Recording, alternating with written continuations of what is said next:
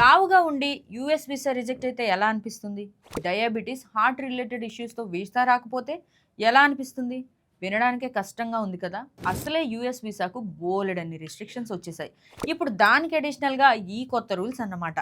అసలు ఇంతకీ యూఎస్ ఇలాంటి డెసిషన్ ఎందుకు తీసుకుంది?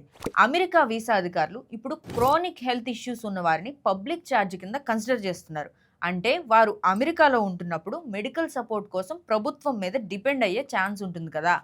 అది మళ్ళీ ప్రభుత్వానికి ఎందుకు ఖర్చు? దానికి బదులుగా అలాంటి కండిషన్స్ ఉన్నవారికి వీసా రిజెక్ట్ చేసేస్తే ఓ పనైపోతుంది కదా అన్న యాంగిల్‌లో ఆలోచిస్తున్నారు. ఈ కొత్త కేటగిరీలోకి డయాబెటిస్, ఒబెసిటీ మాత్రమే కాదు, high blood pressure, heart disease, kidney సమస్యలు, లివర్ డిజార్డర్స్, అలాగే మెంటల్ హెల్త్ ఇష్యూస్ కూడా ఇప్పుడు కన్సిడరేషన్‌లోకి వస్తున్నాయి.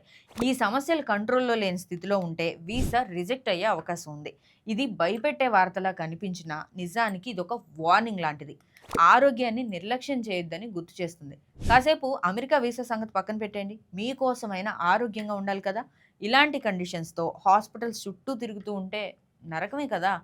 మరి ఇలాంటివి మీలో గమనిస్తే ఆలస్యం చేయకుండా వెంటనే రియాక్ట్ అవ్వండి. మీ ఆరోగ్య సమస్యలకు సరైన సలహా కోసం ఈ వాట్సాప్ నెంబర్‌కి కాంటాక్ట్ చేయండి. 7075520293.